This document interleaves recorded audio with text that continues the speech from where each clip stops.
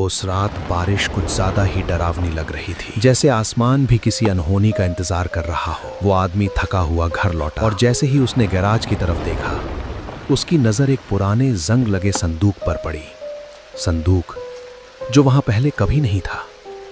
दिल में अजीब सी घबराहट थी, लेकिन जिज्ञासा डर से ज्यादा बड़ी निकली। उसने संदूक खोला और अगले ही पल उसकी सांसें रुक गईं। उस संदूक का कोई तल नहीं था, अंदर सिर्फ अंधेरा था, गहरा, अनंत, जैसे कभी खत्म ही ना होने वाला गड्ढा। उसने एक पेन अंदर फेंका। पेन गिरता रहा, लेकिन नीचे कभी नहीं पहुंचा। अब डर बढ़ने लगा था, पर दिमाग अभी भी सवाल कर रहा था। उसने कुछ नोट अंदर डाले। कुछ सेकंड बीते और अचानक वही नोट 2 गुने होकर बाहर आ गए। उसकी आंखें चमक उठीं। उसने बटुआ डाला और बाहर निकाले 2 बटुए। अब उसे समझ आ गया था, ये संदूक जो डाला जाए उसे कॉपी कर देता है।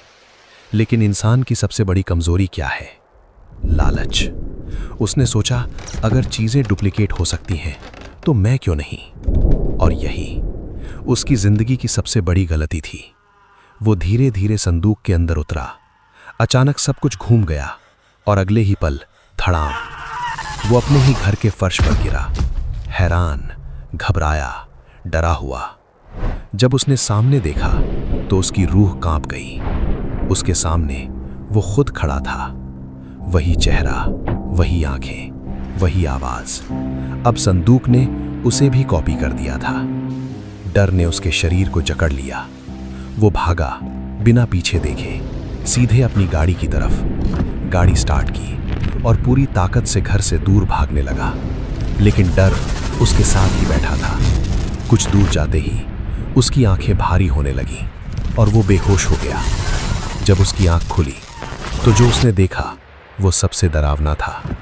गाड़ी खुद ब खुद चल रही थी और सीधा उसी घर की तरफ।